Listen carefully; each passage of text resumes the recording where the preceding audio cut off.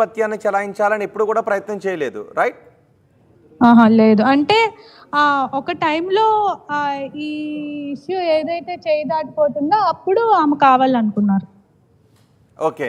ఇప్పుడు మీరు పోరాటం చేస్తున్నారు కదా! అంటే మీకు కావాల్సిన న్యాయం ఏంటి?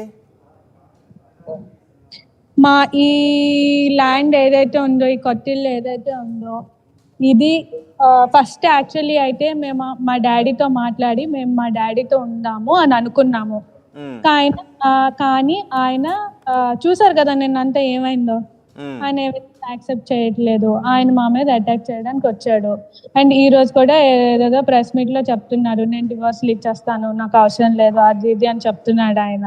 హ్మ్. సో నిన్న అంత అటాక్ ఇచ్చిన ఆయన మాకు సెక్యూర్ ఉంటారు, మమ్మల్ని అంత లవ్ అండ్ కేర్ ఎఫెక్షన్ తో ఆయన చూస్తాడని నమ్మకం మాకైతే లేదు. హ్మ్. ఈ ల్యాండ్ ఈ కొత్తిల్లు ఏదైతే ఉందో ల్యాండ్ మా మమ్మీ పలాసలో కొన్న ల్యాండ్ అమ్మేసి ఆ డబ్బులతో కొన్న ల్యాండ్ ఇది. ఈ ల్యాండ్ మా మమ్మీది, మేము ఇక్కడే ఉంటాము.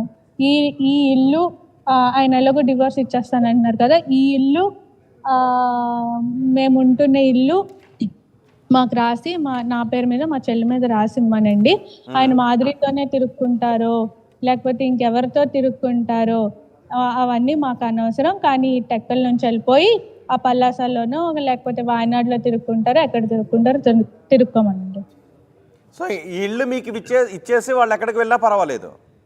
మరి ఆయన మమ్మల్ని వద్దనుకుంటున్నారు కదా. ఇప్పుడు అవతల పర్సన్ కూడా మేము ఉన్నట్టే ఆయన కూడా ఆలోచిస్తే ఏదైనా పాజిటివ్గా ఉంటుంది. ఆయన కూడా వద్దనుకుంటున్నప్పుడు ఇంక మేమేం చేయాలి?